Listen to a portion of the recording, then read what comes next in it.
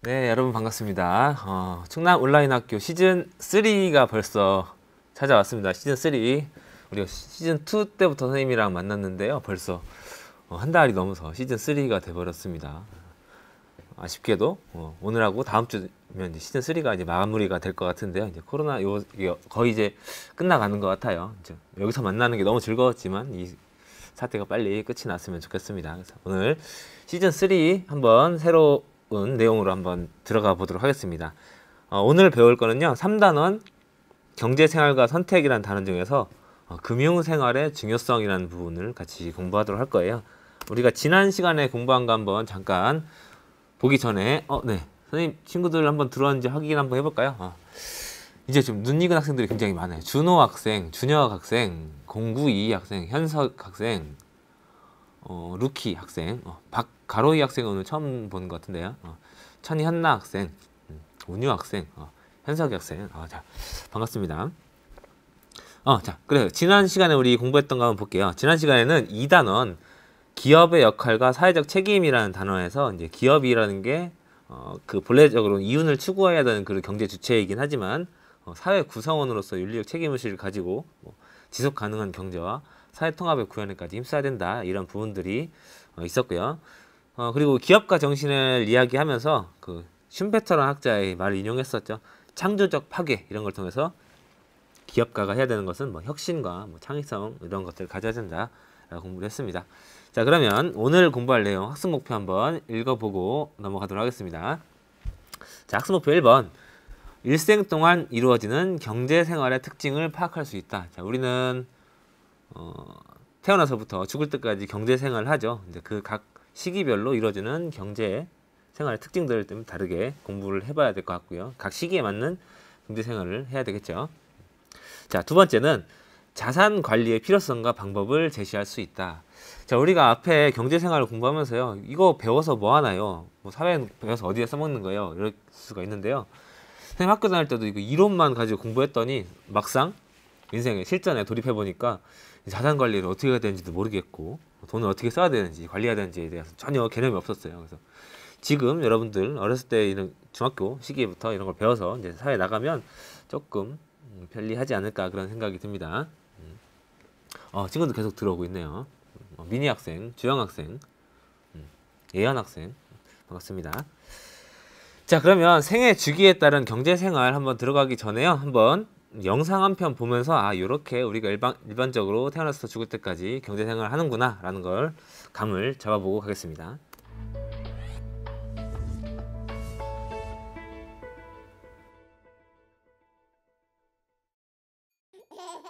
우리는 평생 동안 경제생활을 합니다. 그동안 다양한 소비를 하고 일을 하며 소득을 얻죠. 하지만 소득과 소비는 생애 주기에 따라 다르게 나타납니다. 유소년기에는 소득을 얻을 수 없습니다. 그래서 부모님에게 의존해 소비를 하죠. 그리고 청년기에는 처음으로 소득이 생깁니다. 중년기와 장년기에는 전생애 중 가장 많은 소득을 얻습니다. 하지만 결혼이나 주택 구입, 자녀의 양육 등 지출이 가장 많은 시기이기도 하죠.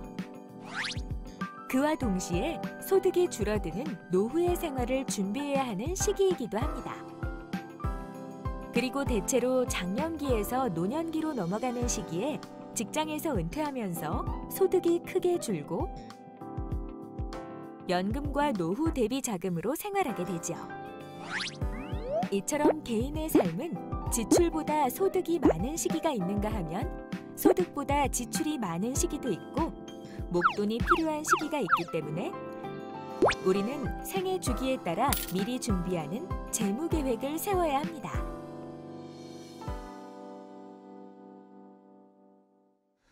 우리가 생애 주기별로 지금 이루어지는 과업들과 그 시기의 경제 활동의 특징들을 간단하게 한번 정리해 봤습니다. 자, 그러면 여기 밑에 나와 있는 그 각 시기별로 특징 그리고 성취해야 되는 경제 목표를 한번 여러분들이 생각해 보고요. 그 옆에 경제생활에는 소득, 소비라는 문장을 통해 한번 완성을 해보도록 할게요. 자, 하나만 해볼게요. 자, 유소년기는 경제 생활의 기본적인 태도를 형성하는 시기예요. 그렇죠? 아직 소득은 없기 때문에 장차 벌게 될 소득에 대한 태도를 형성하는 시기인데 어떤 식으로 하냐면 부모의 소득, 보호자의 소득에 의존해서 소비만을 추구하는 그런 생활을 갖게 되죠. 자, 그럼 나머지 세 개는 이제 여러분들이 잠시 생각해보고 하나 댓글로 참여하면서 가보겠습니다. 여러분 댓글을 보다 보니까 너무 서로 이제 주고받는 얘기가 너무 웃겨가지고요. 한참 웃음을 참고 있었어요. 자, 그래요. 자, 청년기의 특징 한번 볼게요. 청년기는 취업을 하게 되는 시기고요. 생산활동에 막 참여하게 되는 시기예요. 보통 이제 20, 30대가 되겠죠. 이때는 처음으로 소득이 발생하는 시기인데 소득과 소비가 소득도 적고 소비도 적은 시기가 이제 청년기가 되겠습니다. 그에 반해 이제 중장년기로 넘어가면 40, 50대 얘기하는데요. 40, 50대는 안정된 노후 생활을 준비해야 되는 시기예요. 왜냐면 아까 우리 영상에서 봤듯이 은퇴하고 나서는 소득이 줄어들게 되겠죠. 그렇기 때문에 중장년기는 어떻게 보면 사는 동안 소득을 가장 많이 버는 시기가 되겠는데요. 그만큼 써야 되는 소비도 굉장히 많아지는 시기예요. 뭐 자식끼리 결혼도 하고요. 뭐 집도 새로 구해야 되고요. 뭐 노년을 위해 저축도 해야 되고요. 그런 시기가 되겠죠. 자, 그럼 노년기를 한번 봅시다. 노년기는 고령화 시대로 이제 중요성이 굉장히 좀 커졌어요. 사람들 예전에는 뭐 환갑이다, 뭐 60이 넘어가면 뭐 80을 바라보고 이제 은퇴 이후의 삶이 굉장히 짧았다고 하자면 요즘에는 뭐 노래도 있잖아요. 100세 인생 뭐 이런 것처럼 굉장히 좀 은퇴하고서 사는 시기가 굉장히 길어졌어요. 그렇죠? 그렇기 때문에 노년기를 어떻게 대비해야 되는가가 사실 우리가 돈을 벌 때 그 목표가 될 것 같습니다. 자, 노년기의 특징은 소득은 중장년기에 비해서 굉장히 줄어들게 돼요. 크게 줄고요. 노후 자금 모아놓은 거 가지고 주로 소비만 하게 되는 그런 시기가 되겠죠. 자, 이런 것도 한번 그래프로 나타내 본다면 이렇게 그려질 거예요. 아마 이런 식으로. 지금 천현나 학생 청년기는 몇 살부터예요? 라고 하는데요. 청년기는 보통 이제 20, 30대를 얘기합니다. 20, 30대.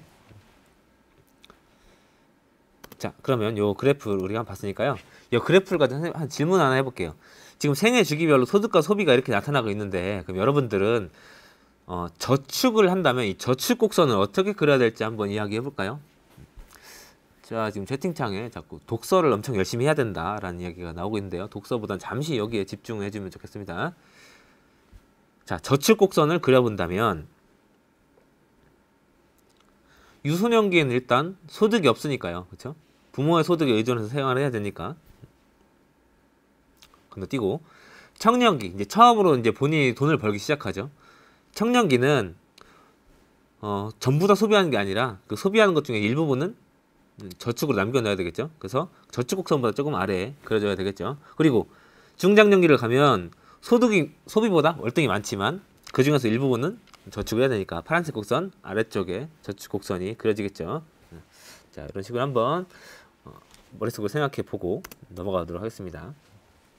자, 그럼 우리는 일생 동안 이렇게 경제활동이 벌어지는데 그러면 우리는 오늘 이게 핵심이잖아요. 소비는 그럼 어떻게 해야 되냐. 우리가 1단원부터 계속 합리적으로 소비해야 된다 이렇게 얘기하는데 과연 합리적인 소비가 무엇이냐 이렇게 한번 우리가 고민을 해봐야 될 것 같아요. 자, 여러분 그 질문 하나 해볼게요. 여러분 최근에 소비했던 것 중에 나 이거 가장 잘 샀다고 생각한 거 또는 이건 좀 내가 잘 사지 못했다라고 생각하는 그런 소비를 한번 머릿속에 떠올려 보세요. 이렇게 해볼게요. 그 잘했다 또는 잘못했다고 생각하는 소비에 대해서 첫 번째는 그 무엇을 샀는지, 두 번째는 이걸 왜 샀는지, 세 번째는 잘했다 또는 잘 못했다라고 생각하는 그런 이유를 한번 머릿속으로 떠올려 봅시다.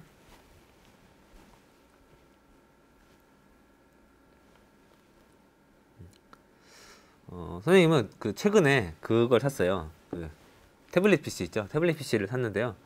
태블릿 PC를 수업을 위해서 사실 샀어요. 수업을 위해서 샀는데 누워가지고 이제 자기 전에 막 영상도 많이 보고 이렇게 많이 쓰는 경우가 있어요. 그래서 이걸 후회하냐? 그러지 않습니다. 원래 목적에 맞게 꼭 필요해서 샀거든요.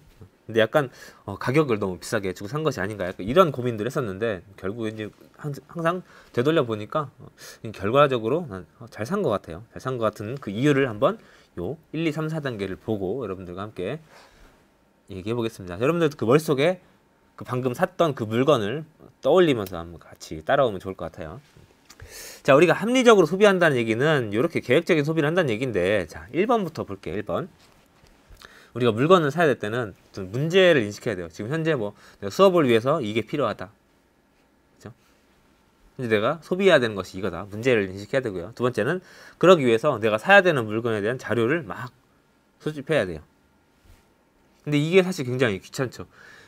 합리적으로 소비하려면 우리가 저번에 본 것처럼 가장 적은 비용으로 최대 만족을 누리거나 똑같은 만족을 누린다면 최소 비용을 추구해야 되는데, 이 자료를 수집하기가 너무너무 많다는 거예요. 그렇죠? 그래서 이런 자료 같은 거를 모으느니 그런 귀찮은데 쓰는 시간보다 차라리 돈 더 주고 그냥 사버린다. 이런 것을 우리가 뭐 땡땡 비용이라고도 얘기를 하잖아요. 그렇죠?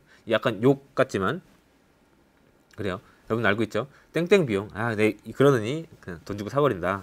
이런 얘기도 많이 나오고 있습니다. 그래서 첫 번째는 문제를 인식하고 자료를 최대한 많이 수집해서 대안들을 모아내야 되고요. 두 번째는 그래, 그 대안 중에서 내가 사야 되는 상품들, 후보 상품들을 평가해야 되겠죠. 아, 요거는 요 기능이 좋고, 요거는 가격이 너무 비싼 것 같고, 이거는 내가 많이 쓸 것 같은지 안 쓸 것 같은지, 이런 것들을 막 평가를 해봐야 되겠습니다.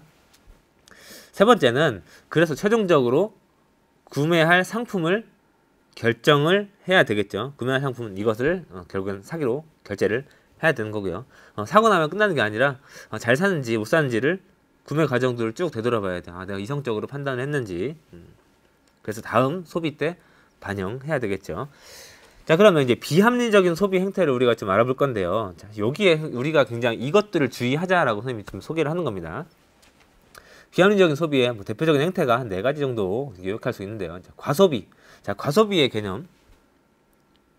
많이 쓰는 게, 무조건 많이 쓰는 게 과소비인가요? 그렇지 않죠. 네. 과소비는 현재 자기가 버는 소득에 비해서 이걸 고려하지 않고 그냥 뭐 비싼 것만 사야 된다, 최고급만 사야 된다, 이런 것들을 우리가 이제 과소비라고 하고요. 두 번째 이제 충동 소비라는 거는요. 뭐 예를 들면 이런 거 있죠. 막 이게 당장 필요하진 않아요. 근데 막 홈쇼핑 같은 거 보다가 막 마감 임박입니다, 뭐 이런 거 뜨면 이제 가슴이 벌컹벌컹하면서 급하게 막 결제를 누르거나, 이제 몇 개 안 남았어 하면 막 사버리는 거 있죠. 막 충동적으로 구매해놓고 나중에 가서 후회하는 이러한 형태도 이제 충동 소비죠. 당장 필요하지 않지만. 그렇죠. 준호 학생 이제 돌아왔습니다. 자, 세 번째 모방 소비. 요거 아마 여러분들 많이 하는 것 같아요. 모방 소비. 아마 유행에 민감한 친구들 학교에서 그런 적 있을 것 같아요. 이 친구가 사니까 나도 산다. 그렇죠? 누가 유명한 사람이 샀으니까 저건 따라 해야 된다, 이런 거. 그렇죠? 남들이 사는 건 똑같이 사야 된다. 유행 따라 사는 것들이기도 하고요. 나는 필요 없지만 쟤도 있으니까 나도 있어야 돼. 약간 이런 것도 이제 모방 소비가 되겠고요. 네 번째는 과시 소비. 과시 소비는 좀 과소비랑 좀 비슷하긴 한데요. 과시 소비는 나한테 당장 필요한 물건 아니에요. 그리고 꼭 이것까지 사진 않아도 되는데 필요 이상으로 좀 뽐내기 위해서 무리해서 하는 거. 뭐 예를 들면 자동차라는 것, 자동차가 뭐 잘 굴러가기만 하면 된다. 뭐 이렇게 뭐 안전해야 되기도 하겠지만, 뭐 출퇴근을 목적으로 자동차를 사야 되는데 이걸 뭐 뽐내기 위해서 뭐 외제차를 사서 아주 비싼 차를 사가지고 타고 다닌다거나, 물론 개인의 취향이 있겠지만요. 그렇죠? 자, 과시소비 이렇게까지 4가지 정도의 비합리적인 소비 형태를 우리가 알아봤습니다. 그러면 이런 비합리적인 소비를 벗어나서 합리적으로 소비하기 위해서는 여러분들이 실제 지금 가지고 있는 돈을 가지고 잘 관리하면서 써야 되겠는데요. 그런 것도 우리가 자산 관리라고 해요. 우리 첫 번째 학습 목표가 끝났고요. 이제 두 번째 학습 목표, 자산 관리하는 방법인데요. 자산 관리, 이거 관련된 말들을 한번 알아보도록 할게요. 자산 관리와 말입니다. 계란을 한 바구니에 담지 말아라. 무릎에서 사서 어깨에서 팔아라. 그리고 증권은 경기 회복 6개월 전, 부동산은 1년 6개월 뒤에 오른다, 이런 얘기 있고요. 덤비면 속고, 재면 놓친다, 이런 말이 있습니다. 어디서 많이 들어본 말이죠? 그렇죠. 뭐 주식이나 부동산이나, 그렇죠. 많이 들어본 이야기죠. 자, 오늘 요거에 대한 이야기를 한번 해보도록 할게요. 자, 그럼 여러분들한테 하나 질문을 하겠습니다. 자, 소비와 투자와 투기의 차이점에 대해서 한번 이야기를 해볼게요. 자, 소비 소비한다라는 건 보통 어떤 개념으로 쓰나요, 우리가? 보통 소비는 좀 긍정적으로 보는데 투기는 좀 부정적으로 보는 경향이 있잖아요, 그죠? 자, 소비는 이런 뜻입니다. 자, 효용, 만족을 하기 위해서, 만족을 얻기 위해 재화 또는 서비스를 구입하는 것들을 소비라고 하죠. 우리가 경제 생활에서 가장 기본이 되는 게 소비잖아요, 그죠? 그러면 이거랑 비슷한 개념인데 이제 투자와 투기에 대해서 한번 알아보도록 할게요. 이 투자와 투기의 공통점은 결국에는 이걸 사고 이제 가격의 차이를 통해서 이득을 얻기 위해서 재화를 사고 파는 행위를 우리가 투자, 투기라고 하는데 두 개는 어떤 차이점이 있냐? 그래요. 투자는 중장기적 관점에서 이게 가치가 상승할 거다라는 확실한 판단, 뭐 여러 가지 자료 수집과 데이터를 통해서 판단에 의해서 하는 게 투자라고 한다면, 투기는 확실치 않은 우연에 의해서 손익이 좌우되는 일종의 그 리스크, 굉장히 큰 리스크를 껴안는 이런 것들을 투기라고 합니다. 그래서 우리가 위험한 투자라고 하지 않고 위험한 투기 뭐 이렇게 얘기 많이 하죠.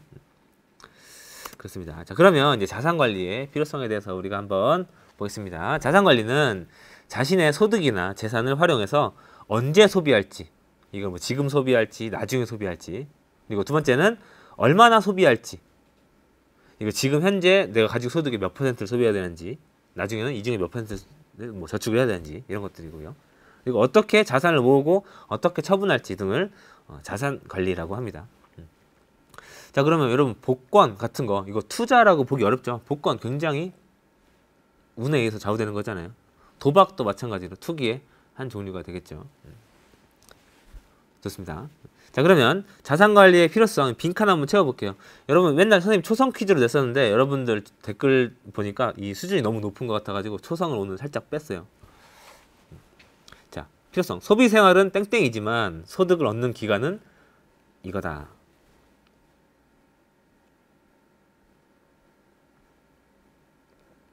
그렇죠? 플라워 스프링. 소비생활은 평생 지속되지만 소득을 얻는 기간은 한정적이다. 그렇죠? 오은유 학생, 플라워 스프링 학생 맞습니다.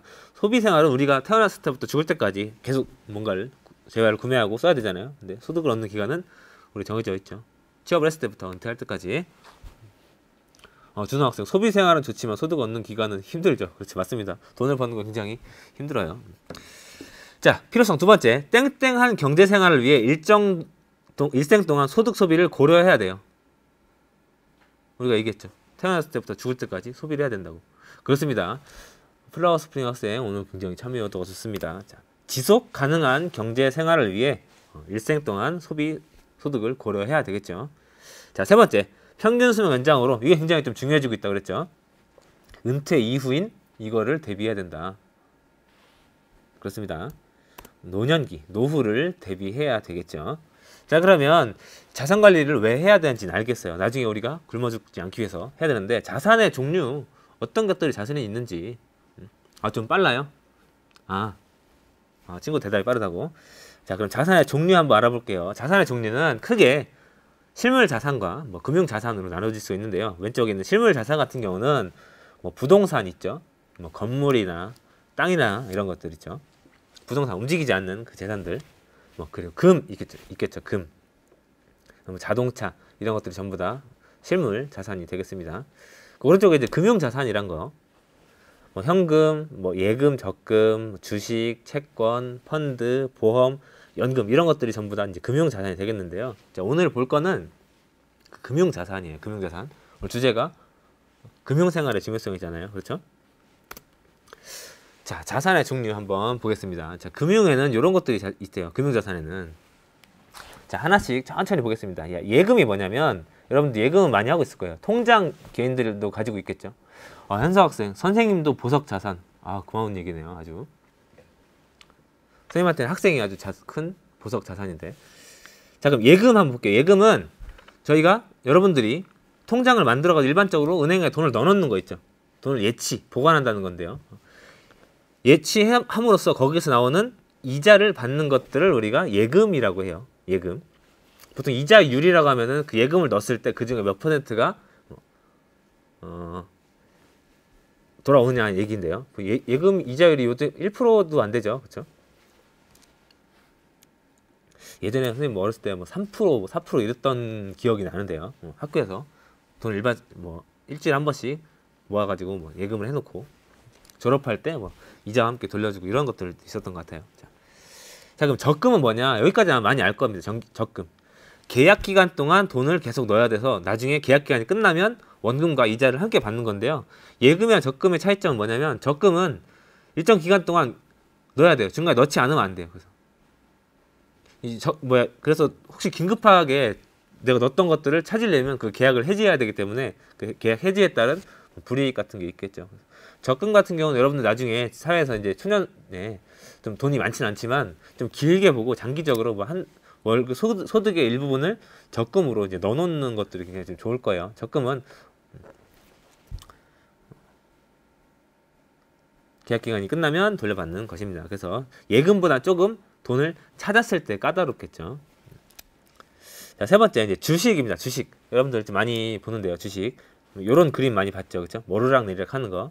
주식은 뭐냐면 기업이 돈이 엄청나게 많은 건 아니잖아요. 기업이 당장 뭐 공장도 돌려야 되고 뭐 재료도 사야 되고 인건비도 줘야 되고 현금이 굉장히 많이 필요한데 기업은 지금 당장 이제 돈이 없단 말이에요. 물건을 팔아서 여기 들어와야 되기 때문에 그 사이에 이제 돈이 필요한 경우가 많은데 기업이 돈을 마련하기 위해서 기업 이름으로 이제 주식을 발행하는 거예요. 회사 소유권. 주식이란 건 이제 회사 소유권을 말하는 건데 이제 요거를 여러 사람들한테 쪼개서 파는 겁니다. 그러면 여러 사람들은 그 회사의 소유권을 돈을 주고 사는 거고요.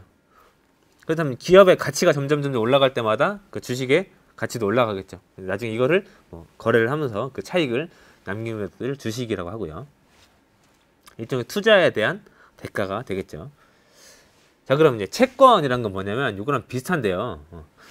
그래요. 지금 준영 학생이 아까 얘기했는데요. 주식에 대한 좀 유명한 말 중에 하나가 뭐 무릎에서 사서 어깨에서 팔아라는 이게 뭐냐면 주식은 오르락 내리락 하는데 이게 완전히 바닥을 치면 언젠가 올라가게 되겠죠. 완전히 아예 상장 폐지되는 경우도 있지만 한 무릎쯤 좀 낮은 데서 사가지고요. 어깨쯤 올라왔다라고 판단될 때 팔으라는 얘기예요. 이게 머리까지 올라가겠지라고 기다리다 보면 어느새 다시 고꾸라질 수가 있기 때문에 적당히 좀 만족하면서 팔아 그런 얘기가 있죠. 자, 채권으로 돌아오겠습니다. 채권은 뭐냐면 채권은 일종의 차용증 같은 건데요. 채권 같은 경우를 이제 보면 앞장에 이렇게 있어요. 앞장에 이 채권은 얼마짜리고 누가 발행한 거다. 그리고 요게 기간이 끝나면 몇 프로의 이자를 요 채권 차용증을 가지고 있는 사람들에게 주겠다라고 해서 발행을 하는 거예요. 그러면 요 채권을 가지고 있다가 일정 기간이 지나가지고 요거를 가지고 은행에 찾아가면 내면 그 약속한 이자를 받는 게 이제 채권입니다. 자, 채권은 누가 발행하냐면 나라에서 발행하면 이거를 국채라고 하고요. 뭐 공기업에서 발행하면 공채라고도 하고요. 개인이 발행할 수도 있어요. 이런 것들을 우리가 사채라고 하죠. 여러분 사채업자 이런 얘기도 많이 하잖아요. 그렇죠? 그러니까 이게 현금이 이제 필요한 사람들이 요거를 지금 당장 돈은 없지만 나중에 요걸 가지고 온 사람한테는 이자까지 얹어서 줄게요. 그러니까 나한테 돈을 빌려주세요라고 이거 차용증을 써주는 거예요. 그러면 요거는 가지고 있는 동안에는 지금 현금으로 쓸모가 있어요, 없어요? 쓸모가 없겠죠. 그렇죠? 그렇기 때문에 요 채권을 산 사람이 또 다른 사람한테 팔 수가 있어요. 그렇죠? 요 다른 채권을 산 사람은 당장 쓸모없는 돈을 지금 왜 사는 거겠어요? 그렇죠? 나중에 돌려받을 수가 있으니까. 근데 지금 요 가지고 있는 사람이 이걸 왜 파냐면 이 채권을 받은 사람도 당장 현금이 필요할 경우가 있잖아요. 그렇죠? 그러면 나중에 받기로 한 이자보다 조금 아쉽지만 적은 금액을 받더라도 다른 사람한테 파는 거죠. 자, 그런 거 우리가 어음을 끌어준다라고 하는데 어음을 이런 얘기를 쓰나요? 어음깡을 한다? 조금 가격을 깎아서라도 받는다 이런 얘기가 있습니다. 자, 채권 그런 개념이고요. 자, 사채는 범죄인가 이런 얘기도 있는데요. 자, 사채도 여러분들 좀 공식적으로 우리가 1금융권, 2금융권 이런 얘기 하는데요. 사채가 무조건 불법이 아니라 그 일정한 이자율을 넘어가는 것을 받는 게 이제 불법이 되겠죠. 그렇죠? 자, 다음 이제 펀드라는 거 보겠습니다. 펀드는 금융기관이 투자자들한테 돈을 모아요. 투자자한테 돈을 모은 다음에 금융기관은 그 돈을 가지고 투자를 하는 거죠. 금융기관도 결국에는 자금이 있어야 투자를 하고 돈을 버니까요. 그렇죠? 그래서 거기서 발생한 수익을 투자자한테 나눠주는 거죠. 투자자는 개인이 사실 모든 금융에 대한 정보를 우리가 생업에 종사하면서 찾아볼 수는 없기 때문에 이걸 전문적인 투자자한테 돈을 맡기고 이걸 불려주세요라고 맡기죠. 그렇죠? 그 수익에서 당신들이 가져가고 일부분을 나한테 주세요. 이렇게 얘기하는 그런 것도 이제 펀드입니다. 그래서 펀드 매니저 이런 사람들이 보통 많이 이 펀드와 관련된 직업에 종사하는 사람들이겠죠. 자, 다음 보험은 뭐냐면 이제 미래에 이제 사고가 발생할 수 있는 건데요. 그 중에 사고를 발생했을 때 거대한 뭐 큰 금액이 들 수 있잖아요, 그렇죠? 그 위험을 여러 사람들이 서로 보험료를 내고 위험을 조금 부담을 분산시키는 것들이 이제 보험이 되겠습니다.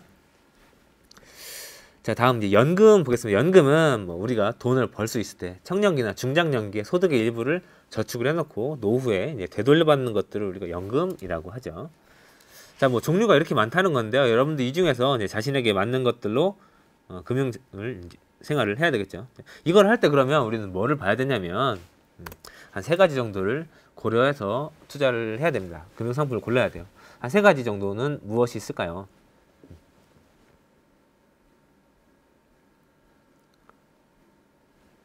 그렇습니다.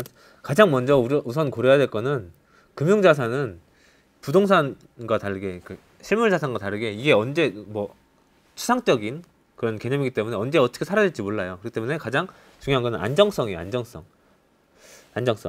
두 번째, 안전한 것도 중요하지만 그렇죠. 수익률, 수익성이죠. 수익성. 결국 우리도 이걸 가지고 돈을 벌기 위해서 투자를 하는 거잖아요. 그렇죠? 수익성을 고려해야 돼요. 세 번째는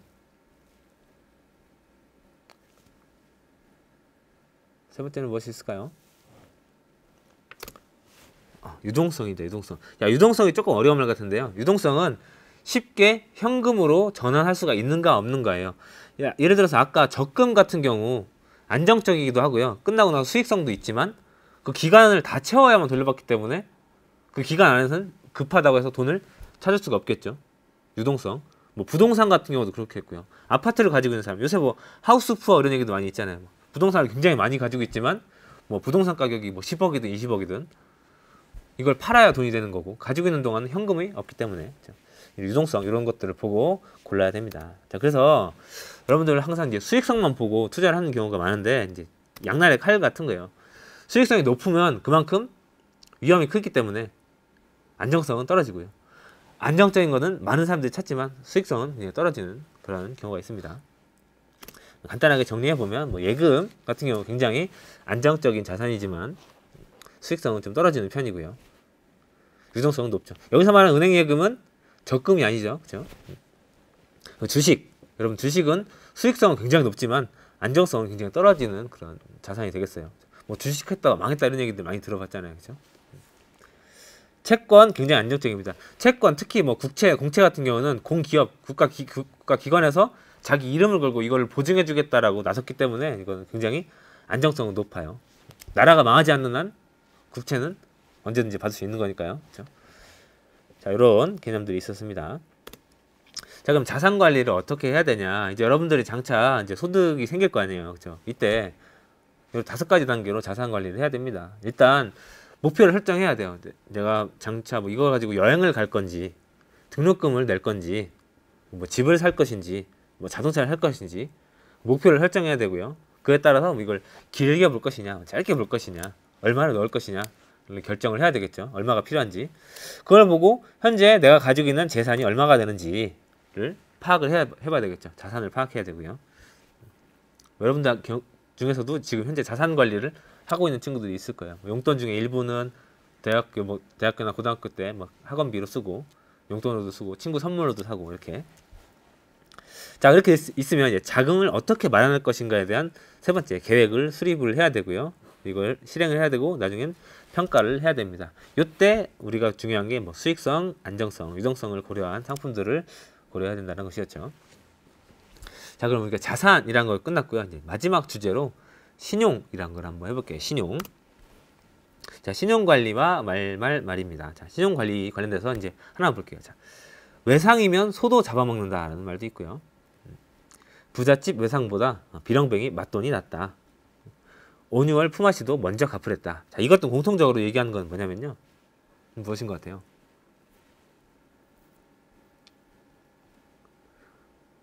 그래요. 외상, 온유월 품앗이, 당장 지금 필요한 돈. 신용관리라는 거는 이제 우리 신용의 개념을 보고 이제 파악을 할 것인데 미래 불확정적인 돈보다는 현재 확실한 돈이 나타난 얘기거든요.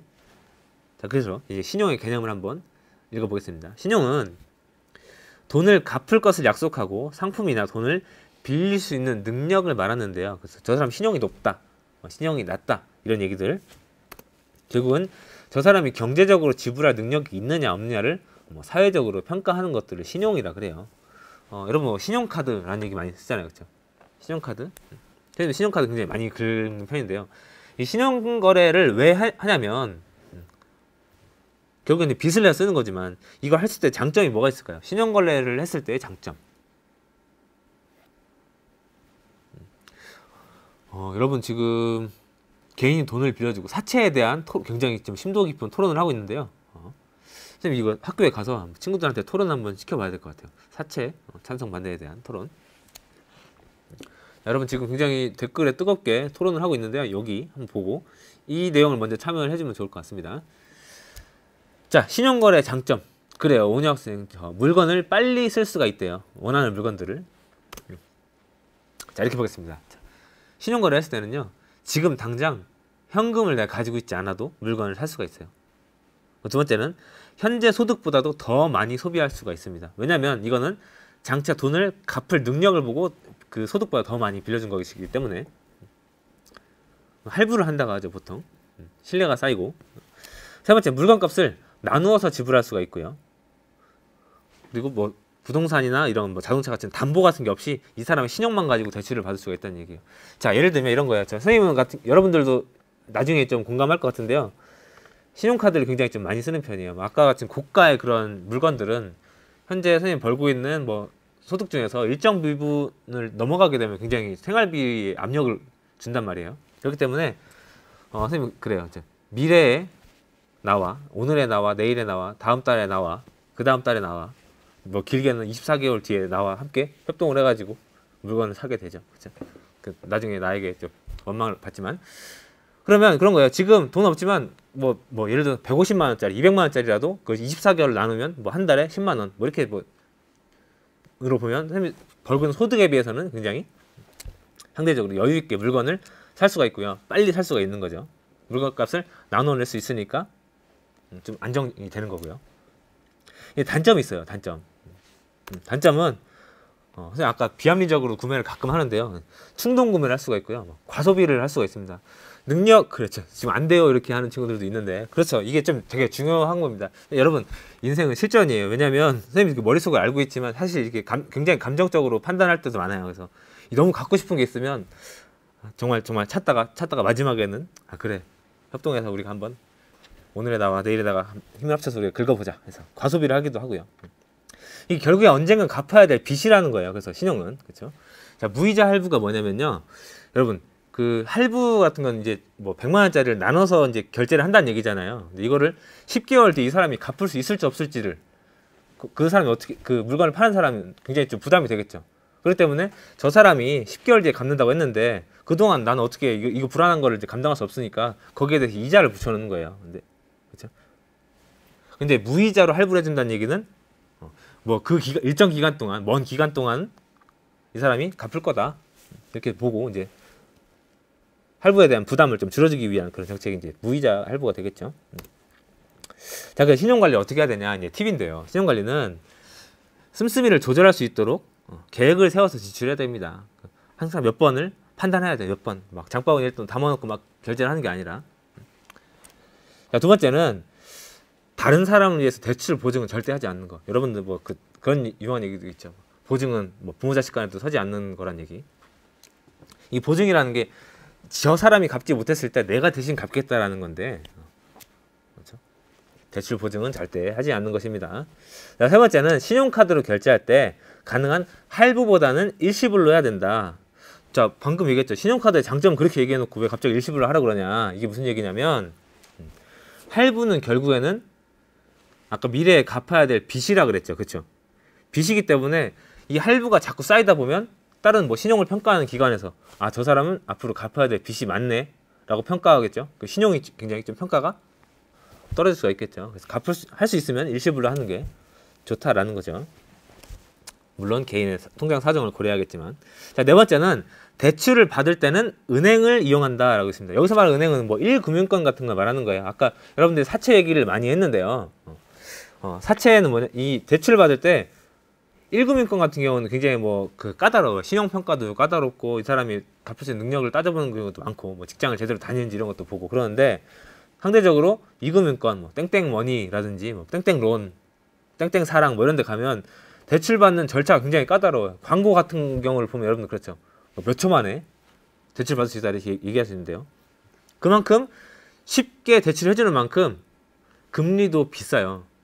근데 금리를 왜 비싸게 하냐면 이 사람한테는 이 사람의 신용이 좋지 않기 때문에 더 위험이 크다는 거죠. 그 위험을 부담하려면 더 많은 이자를 내가 받아야 된다라는 그런 2금융권 사채가 되겠죠. 그렇죠? 그렇기 때문에 대출을 은행이 1금융권인 은행이 아니라 이제 2, 3금융권에서 받았을 때 이 사람을 보면 저 사람은 금리가 비싼 현금 서비스나 뭐 대부업체 같은 걸 많이 이용한 사람이야.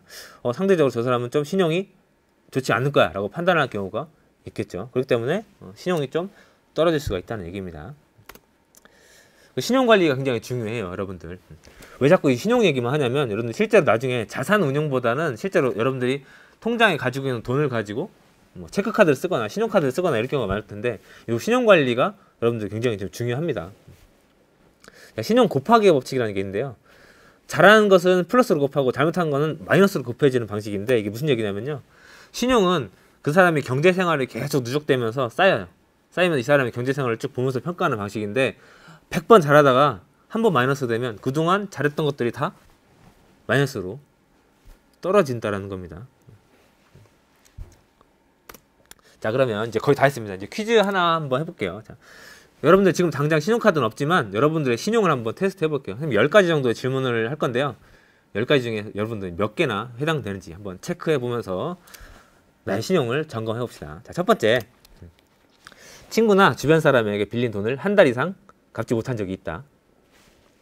두 번째. 친구나 주변 사람에게 돈을 갚으라는 얘기를 들은 적이 있다. 세 번째. 빌린 돈을 정해진 날짜보다 늦게 갚은 적이 있다. 체크하면서 듣고 있죠. 네 번째, 내가 쓰는 돈 중에 나의 용돈보다 친구나 주변 사람들한테 빌린 돈이 더 많다. 자, 다섯 번째, 부모님으로부터 돈을 아껴 쓰라는 말을 자주 듣는 편이다. 부모님이나 뭐 주변 사람들. 자, 여섯 번째, 약속 시간을 지키지 않아 상대를 자주 기다리게 하는 편이다. 그렇죠. 이런 것도 신용이라고 할 수 있죠.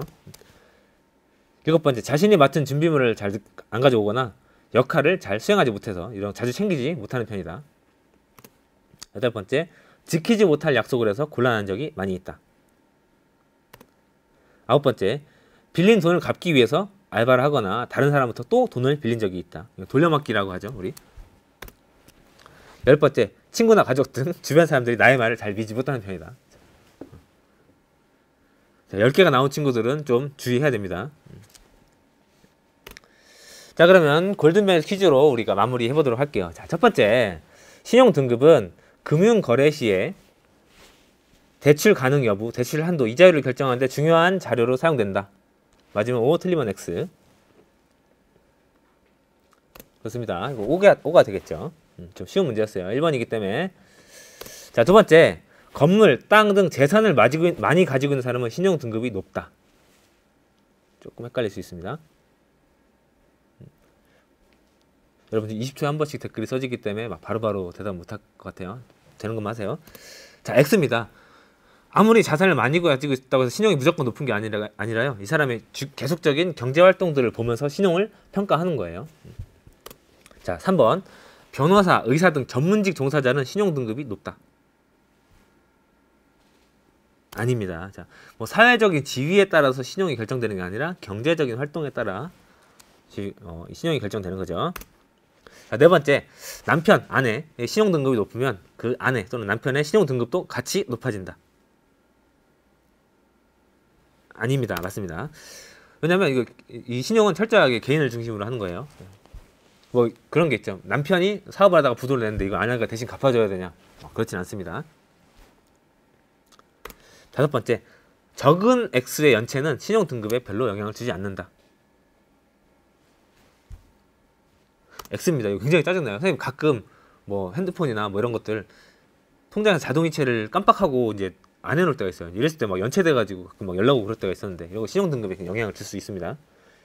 적은 액수라도. 여섯 번째, 신용카드보다 현금으로 결제하면 신용 등급이 상승한다. 아까 신용카드 여러분 위험하다고 그랬죠, 그죠?